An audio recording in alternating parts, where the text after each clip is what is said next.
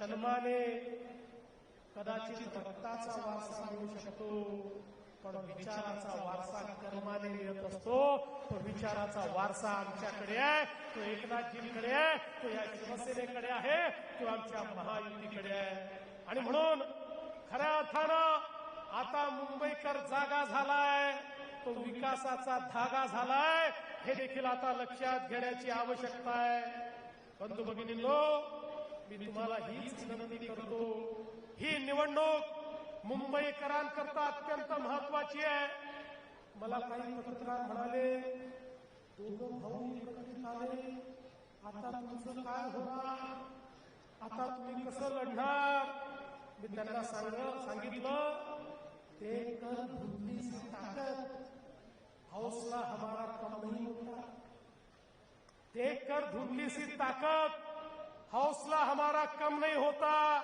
अरे झूठी आंधियों से वही डरे जिन चिरागों में दम नहीं होता.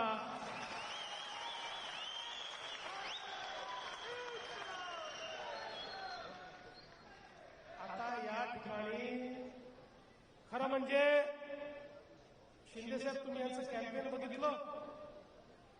मला तर आता असं लक्षात आलं आहे की मुंबईमध्ये निवडणुकीमध्ये श्रेय चोरणारी टोळी सक्रिय झाली आहे. आणि या टोळीमध्ये काही अबोध बालकं देखील आहेत, जे श्रेय चोरण्याचा प्रयत्न करतायत.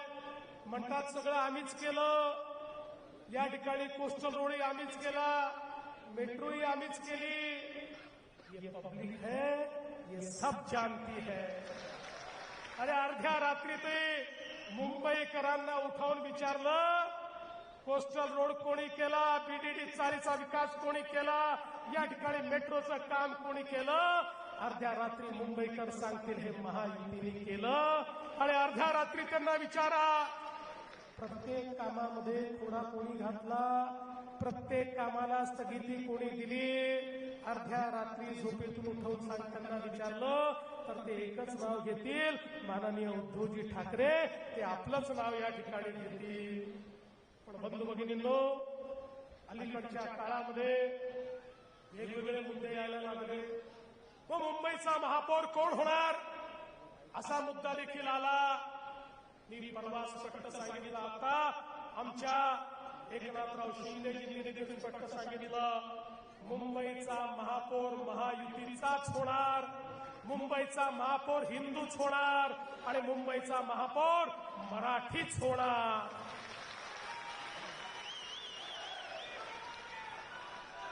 पण परवा वारिस पठाण बोलून गेले, मुंबई में बुरखेवाली मेयर बनेगी. आम्हाला वाटलं आता मराठी माणसाबद्दल बोलणारे तुटून पडतील, पण मला समजलंच नाही. अचानक भोंगलीचे सेट डाऊन झाले.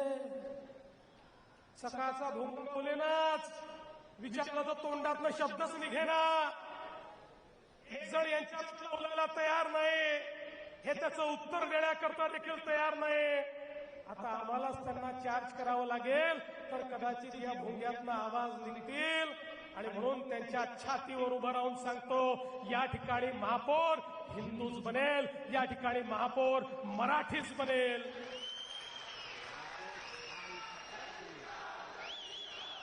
आमचं कुठल्या धर्माशी वैर नाहीये. या देशामध्ये प्रत्येकाला आपापला धर्म जपण्याचा अधिकार आहे, आपली पूजा पद्धती जपण्याचा अधिकार आहे. आमचा या ठिकाणी जो विरोध आहे तो त्या ताकदीला आहे, जी ताकद या महाराष्ट्रामध्ये, या हिंदुस्थानच्या भूमीमध्ये वंदे मातरम म्हणायला नकार देते, त्यांच्या विरुद्ध आम्ही या ठिकाणी आहोत. ज्यावेळी त्या माहीमच्या दर्ग्यावर मला बोलवलं आणि मला सांगितलं, भारताचा तिरंगा झेंडा या माहीमच्या दर्ग्यावर आम्ही फडकवण्याकरता तुम्हाला बोलवतोय. त्यावेळेस मुख्यमंत्री म्हणून हा देवाभाऊ त्या ठिकाणी गेला आणि त्या माहीमच्या दर्ग्यावर जाऊन त्या ठिकाणी चादर चढवली आणि तिरंगा झेंडा फडकवला. या भारतामध्ये आमची कोणाशी दुश्मनी नाही आहे, पण ज्याची या भारताशी दुश्मनी आहे त्याला मात्र सोडणार नाही, ही देखील आमची या ठिकाणी मानसिकता आहे. आणि म्हणून बंधू भगिनींनो, एक लक्षात ठेवा, वंदे मातरमचा नारा, भारत माता की जयचा नारा तुम्हाला या सभेमध्ये तर ऐकायला मिळेल, पण तिकडच्या सभेमध्ये ऐकायला मिळणार नाही. कारण त्यांनी आता वंदे मातरमची साथ सोडलेली आहे. आता त्यांचा झेंडाही बदललाय, त्यांचा दंडाही बदललाय. आणि म्हणून या मुंबईच्या निवडणुकीत आम्हाला सुरक्षित मुंबई देखील तयार करायची आहे. या मुंबईमध्ये शिरलेले बांगलादेशी गेले 6-8 महिने सातत्याने मागे लागून अनेक बांगलादेशी आम्ही वापस पाठवले. पण पुढच्या काळामध्ये एक मुंबईतला बांगलादेशी या बंगालमधनं आलेला, त्या बंगालच्या रस्त्याने, त्या ममता दीदीच्या आशीर्वादाने या ठिकाणी आलेला एक बांगलादेशी शोधून काढू आणि त्याला बांगलादेशमध्ये परत पाठवण्याचं काम आणि सुरक्षित करण्याचं काम या ठिकाणी केल्याशिवाय आम्ही थांबणार नाही. एक सुरक्षित मुंबई आम्हाला तयार करायची आहे. या मुंबईतल्या सामान्य माणसाचं स्वप्न काय आहे? या मुंबईच्या मराठी माणसाचं स्वप्न काय आहे? अरे एकेकाळी या गिरणगावमध्ये, या दक्षिण मुंबईमध्ये राहणारा तो मराठी माणूस, तो हद्दपार झाला, पाप कोणाचा आहे? गिरणी कामगार हद्दपार झाला, पाप कोणाचा आहे? अरे तुम्ही नेहमीच सांगता माझ्या महानगरपालिकेमध्ये 70,000 कोटी रुपयाच्या फिक्स डिपॉझिट केले आहेत. अरे त्या फिक्स डिपॉझिटच्या रसीदी आम्ही चाटायच्या का? अरे ज्यावेळी माझा तो गिरणी कामगार त्या ठिकाणी मुंबईच्या बाहेर जात होता, ज्यावेळी त्याला त्या ठिकाणी रस्त्यावर आणण्याची वेळ होती, अरे त्या 70,000 कोटीतले 2-3 हजार कोटी जरी खर्च केले असते तरी माझ्या गिरणी कामगाराला याच मुंबईमध्ये त्याचं हक्काचं घर मिळालं असतं. आम्हाला कागद आणि रसीदी चाटण्याकरता त्या ठिकाणी सत्ता नको आहे. आम्हाला जिवंत माणसाची सेवा करायची आहे. जिवंत माणसाला त्याचं हक्काचं घर हे त्या ठिकाणी मिळवून द्यायचं आहे. अरे बीडीडी चाळीच्या संदर्भात किती वर्ष या ठिकाणी संघर्ष चालला, पण आम्ही निर्णय केला की बीडीडी चाळ ही बिल्डराच्या खिशात देणार नाही. या ठिकाणी बीडीडी चाळ मराठी माणसाची अस्मिता ज्या ठिकाणी होती, 80,000 मराठी माणसं त्या ठिकाणी वाट बघत होते, कधीतरी आम्हाला आमचं हक्काचं घर मिळेल. पण यांच्या कंत्राटदाराच्या, यांच्या बिल्डरांच्या जाळ्यामध्ये त्या ठिकाणी हा बिल्डर की तो बिल्डर, त्याच्या या भांडणामध्ये त्या बीडीडी चाळीचा सत्यानाश केला. पण आम्ही निर्णय केला बिल्डराची आवश्यकता नाही, भाडा स्वतः त्या ठिकाणी बीडीडी चाळ बांधेल. 80,000 मराठी माणसं जी कदाचित हद्दपार गेली असती, वसई विरारच्या पलीकडे घर घेण्याची ज्यांची ऐपत नव्हती, 100 स्क्वेअर फुटात राहणारी माझी ते मराठी बांधव आज इमारती उभ्या केल्या, त्याच्या चाव्या दिल्या आणि या सगळ्या लोकांना मुंबईमध्ये 100 फुटामधनं 500 फुटाचं घर त्याच ठिकाणी मोफत देण्याचं काम आम्ही केलं. मराठी माणसाकरता हे काम आहे. आज अभ्युदय नगरचा विकास त्या ठिकाणी आपण सुरू केला. अभ्युदय नगर जे आमच्या गिरणी कामगारांचं, जे आमच्या मराठी माणसाचं एक अशा प्रकारची ही वस्ती आहे, ज्या वस्तीमध्ये आपल्याला मुंबईची खरी संस्कृती पाहायला मिळते. का त्याचा विकास होऊ शकला नाही, पण आज त्याचाही विकास करण्याचं काम हे आम्ही शिंदेजींनी, आम्ही सगळ्यांनी मिळून या ठिकाणी केलं आणि आता त्याचंही बांधकाम आम्ही सुरू करतोय.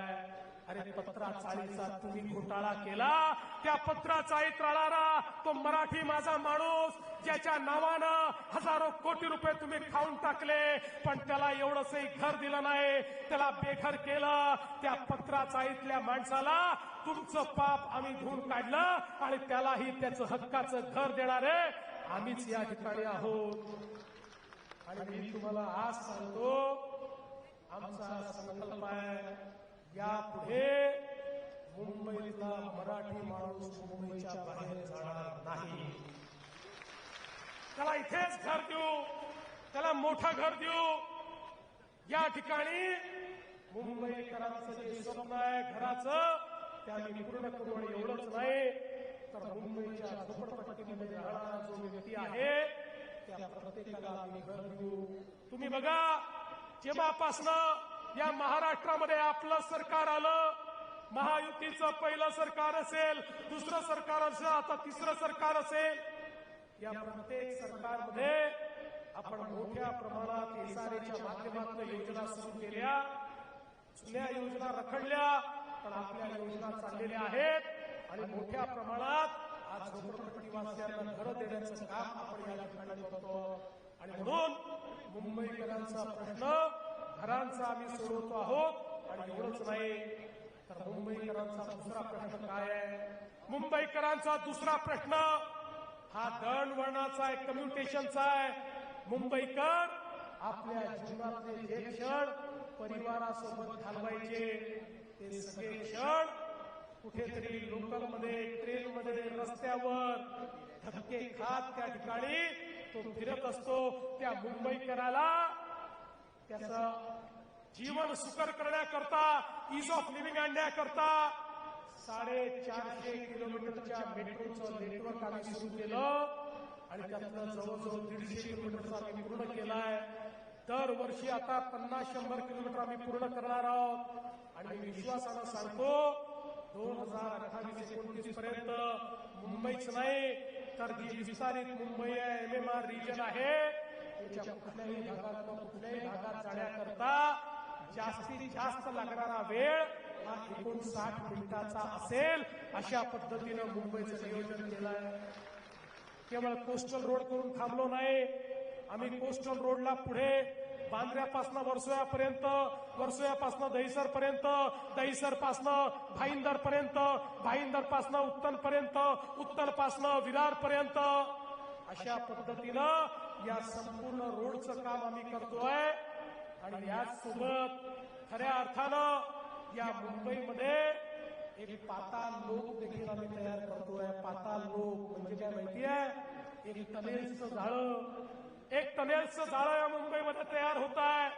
मुंबईकरांना ट्रॅफिकमध्ये अडकून पडावं लागणार नाही अशा पद्धतीनं टनेल्सचं जाळं हे त्या ठिकाणी ठाण्याहून बोरीवली करता